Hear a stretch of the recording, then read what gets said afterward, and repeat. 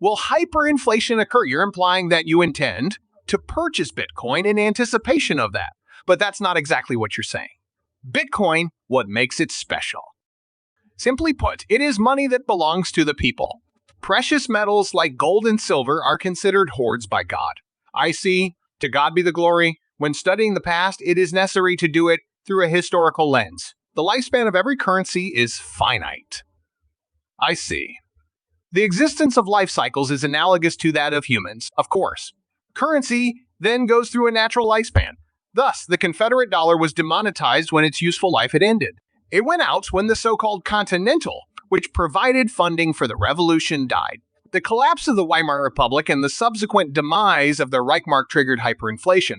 Accordingly, I think the US dollar's monetary cycle is coming to a close. Its value is declining. Since the US dollar is in decline, new forms of currency such as Bitcoin are emerging.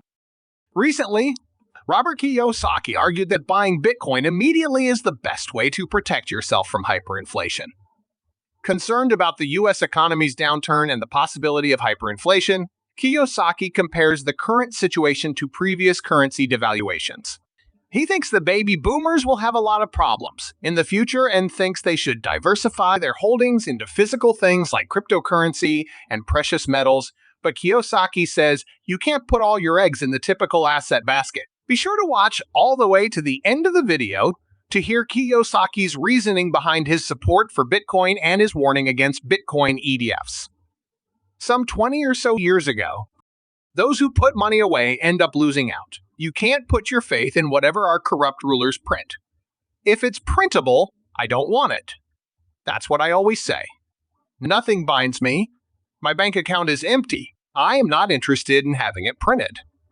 Waiku Catly is an investment I've made. Considering that a Waiku cap is not printable, talk about cash flow. That's how I make my money. As for the boats for breeding, I purchase them. It will crash, because baby boomers will eventually fade away. In any case, the boomers are ready to depart if you comprehend them. All of them were converted into paper assets such as stocks, bonds, mutual funds, and ETFs in 1974 under ERISA. Neither silver nor gold ETFs will I ever touch.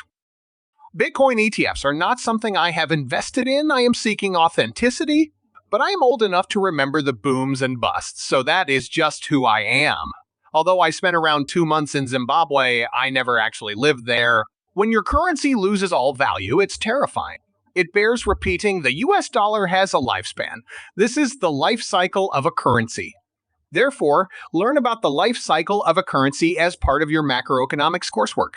The all eyes are on the BRICS. That's why petrodollar number 74 was equally relevant. Is my meaning clear to you? Therefore, resources are the key. I am here because of the VRIC, which is a resource center. This is the resource-rich Silicon Valley city of Vancouver, British Columbia. And resources, you've been doing this for a long time, so you know resources will always be available. However, tech stocks will not be present. And the fact that the SEBI 500 is dependent on the aforementioned 7 companies, Apple, Google, and Microsoft. If I were a boomer right now, I would begin to sell all my holdings if the stock market were to crash, as our bond markets are also in a state of complete collapse. If I were your age and my parents were planning to take advantage of retirement, savings plans like a 401 RSP or an IRA, I co-wrote Who Stole My Pension with Ted Siddle. We have no retirement savings. Our governments in Wall Street have robbed us blind. The United States of America is being ruled by the boss of a criminal organization named Joe Biden. It is a crime what these men are doing. It's wrong. Cutting the Keystone XL pipeline was Biden's first order of business upon taking office.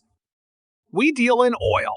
As an oil person, I do have tangible assets. I attended oil school. It was Biden's first order of business upon taking office to halt construction of that pipeline. I was selling oil for $30 per barrel when Trump was in office. Oil prices jumped from $30 to $130 on the same day that Biden took office and severed the pipeline. There was a meteoric rise in inflation. In layman's terms, it means that Mrs.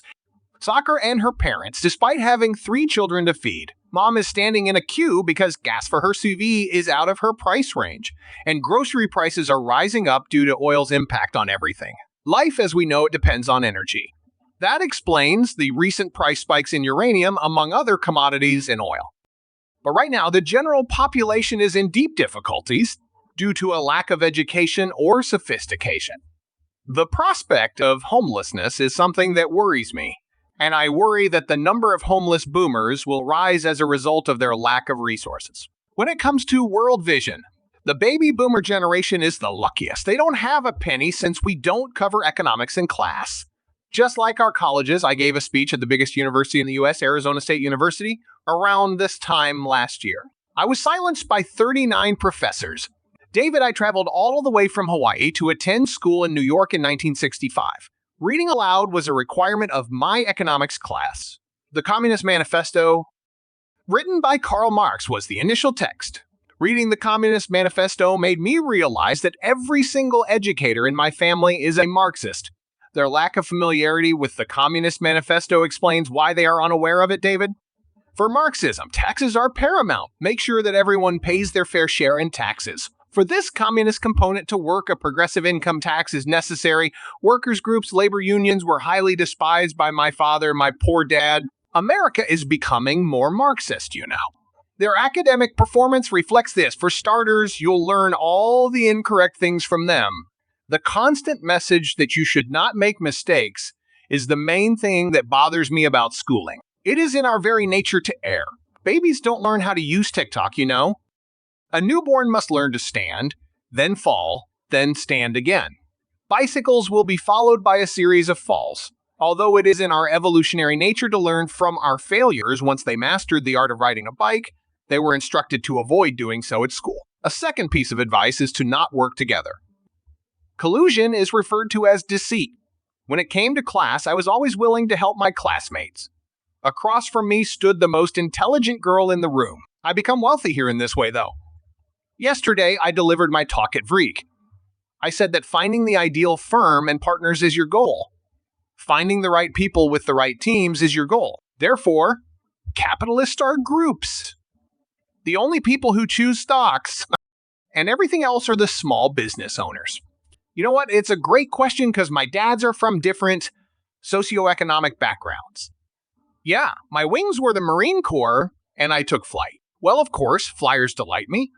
It was never my goal to become a pilot. It became something I despised after a while. My pitiful father advised me to land a job with American Airlines or United Airlines in New Mexico when I visited him. Yeah, I am sick of flying, Dad. Go back to scratch your PhD and be like you. He urges. PH stands for floundering, hopeless, desperate, and hilarious.